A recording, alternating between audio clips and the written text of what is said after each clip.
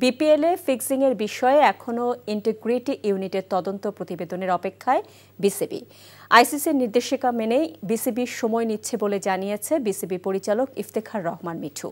চূড়ান্ত প্রতিবেদন আসলে সেই অনুযায়ী পূর্ণাঙ্গ খেলোয়াড় তালিকা তৈরি হবে বলে জানিয়েছেন তিনি।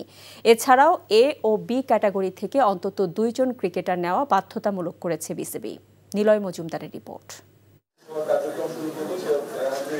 খেলায় স্বচ্ছতা ফিরিয়ে আনার জন্য বিসিবি সভাপতি জিরো টলারেন্সের কথা জানালেও এখনও পাওয়া যায়নি গত বিপিএলের ফিক্সিংয়ের তদন্ত প্রতিবেদন। তবে কোনো প্রকার সিদ্ধান্ত নেওয়ার আগে অ্যালেক্স মার্শালের ইন্টিগ্রিটি ইউনিটের চূড়ান্ত প্রতিবেদনের অপেক্ষায় বিসিবি। এছাড়াও এ ও বি ক্যাটাগরি থেকে অন্তত 2 জন খেলোয়াড় নেওয়া বাধ্যতামূলক করতে যাচ্ছে গভর্নিং কাউন্সিল। আইসিসির এটা তো আমাদের গভর্নিং কাউন্সিলের বাইরে। এটা অ্যাজ আ বোর্ড ডিরেক্টর আমি বলতে পারি we are following the ICC procedure.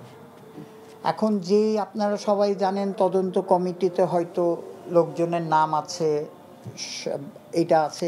এখন এটা যতক্ষণ এটা কমপ্লিট হয়ে আমাদের না বলবে আমরা তো কোনো অ্যাকশনে যেতে পারি না।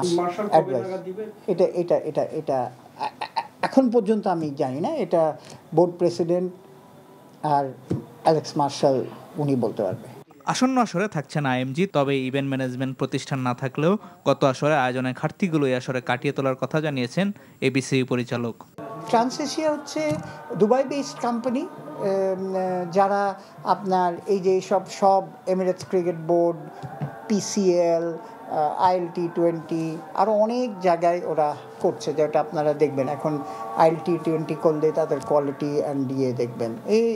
কিন্তু মধ্য কথা they were the lowest, so আমার কোনো অপশন ছিল না অন্য কাউকে দেওয়ার। লোয়েস্টের বাইরে তো আমরা যাব না।